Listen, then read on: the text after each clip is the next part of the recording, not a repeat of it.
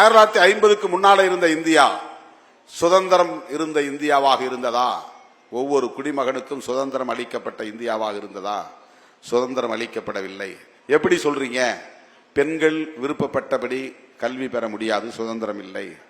பெண்கள் விரும்பிய ஒருவனை திருமணம் செய்து கொள்ள முடியாது, சுதந்திரம் இல்லை. பெண்கள் குடும்ப விஷயத்தில் கூட கருத்து சொல்ல முடியாது, சுதந்திரம் இல்லை. சொத்து கேட்க முடியாது, சுதந்திரம் இல்லை. தலித்துகள் பொது இடத்தில் நடமாட முடியாது, சுதந்திரம் இல்லை. எல்லோரும் குளிக்கிற துறப்பாட்டில் இறங்கி துறையிலே இறங்கி குளிக்க முடியாது, சுதந்திரம் இல்லை. எல்லோரும் வழிபடக்கூடிய கோவிலுக்குள் நுழைய முடியாது, சுதந்திரம் இல்லை. எல்லோரும் அணிந்து கொள்ளுகிற செருப்பை அணிய முடியாது, சுதந்திரம் இல்லை. எல்லோரும் போல சைக்கிளில் போக முடியுமா? முடியாது, சுதந்திரம் இல்லை. எல்லோரும் சாப்பிடுகிற போல தட்டிலே அலுமினிய தட்டிலோ சில்வர் தட்டிலோ சாப்பிட முடியுமா? சாப்பிட முடியாது, சுதந்திரம் இல்லை. பெண்கள் கன்னியாகுமரி மாவட்டத்திலே நாஞ்சில் நாட்டிலே மாராப்பு துணி போட்டுக்கொள்ள முடியுமா? போட்டுக்கொள்ள முடியாது. மாராப்பு துணி இல்லாமல் தான் இருக்க வேண்டும். சின்ன பிள்ளையாக இருந்தாலும் வயதான மூதாட்டியாக இருந்தாலும் மாராப்பு துணி போடக்கூடாது, சுதந்திரம் இல்லை. போட்டால் தண்டனை வழங்கப்படும், சுதந்திரம் இல்லை. இப்படி சுதந்திரம் இல்லாத ஒரு இந்தியா இருந்தது. பரப்பால் உயர்ந்தவன் தாழ்ந்தவன் என்கிற கருத்தை கொண்ட ஒரு இந்தியா இருந்தது. பரப்பால் பார்ப்பனன் தான் உயர்ந்தவன், மற்ற அத்தனை பேரும் கீழானவன் தான். எல்லாம் தள்ளி நிக்கணும். அவன் சத்திரியன்னு சொல்லிக்கிட்டாலும் பாப்பான்கிட்ட நெருங்கி நிக்க கூடாது.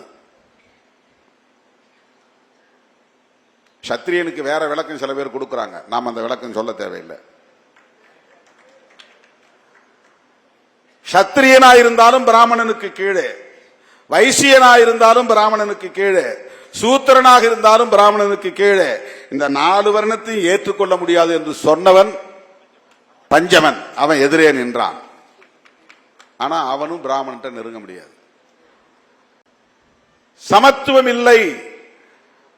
பார்ப்பன சமூகத்தை சார்ந்த பெண்ணா இருந்தாலும் ஆணுக்கு கீழ்தான். எல்லா பெண்களுமே சூத்திரர்கள். இதான் மனு தர்மம் சொல்லுது. பாப்பாத்தியிலிருந்து கீழ் கிடக்கிற இன்னொரு அடிநிலையில் கிடக்கிற சமூகத்தை சார்ந்த பெண்களா இருந்தாலும் 100% பெண்கள், 100% விமன் சூத்ராஸ். மனு தர்மம் சொல்லுது. பெண்களுக்கும் தீட்டு உண்டு. உள்ள போய் உட்கார முடியாது, கோயிலுக்குள்ள நுழைய முடியாது, பூஜை செய்ய முடியாது, பாத்திரங்களை தொட முடியாது. சமத்துவம் இல்லை, பாலின சமத்துவம் இல்லை. சமத்துவம் இல்லாத இந்தியா. இதனால் சகோதரத்துவம் இல்லை. அண்ணன் தம்பின்னு உறவாட முடியாது.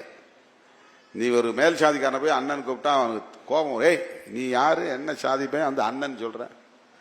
இந்த பாலிடிக்ஸில் தான் அண்ணன் தம்பிங்கிறதுலாம் சும்மா.